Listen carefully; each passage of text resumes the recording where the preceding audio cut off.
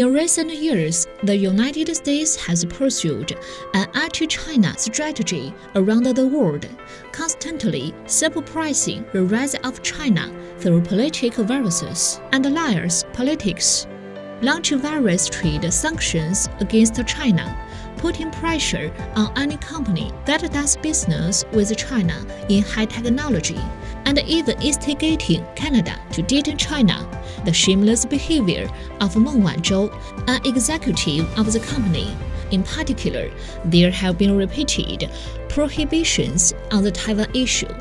Recently, about 20 members of the U.S. Special Operations Force and Support Force are training Taiwan Army units at the instigation of the United States. After the Czech Republic and Lithuania, France also spanned on the red line on the Taiwan issue, and several legislators arrived in Taiwan to visit. Taiwan thought that it had finally waited for the highlight moment and ran out of the disaffiliation theory crazily, giving full play to the brainless anti-China politics. Unexpectedly, the Western world, including the United States, is a schizophrenic who waver at both ends of oppression and cooperation. In the face of real long-term interests, Taiwan can't escape the fate of abandoned son, and Taiwan may not usher in a highlight moment, but a severe moment.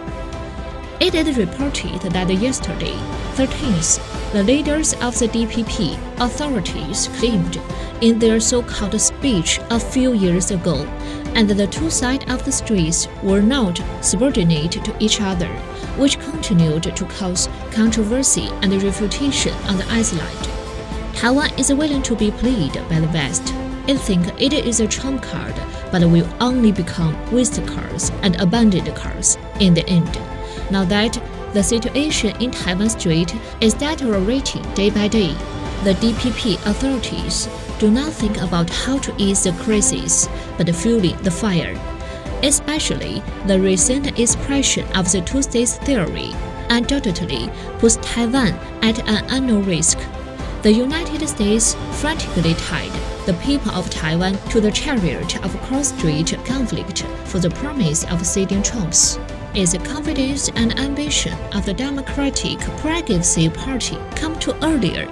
In order to pursue political interests, the Democratic Progressive Party ignores the safety of the people. Legal Taiwan independence is to the point of no return. It pushes Taiwan up the gunpowder depot. Externally, any attempt to reconstruct China through Taiwan and obstruct China's reunification and rejuvenation will eventually fail. Internally, the process of China's reunification and rejuvenation is irresistible, and it is also the choice of history, era, and national interests. The general trend is irreversible.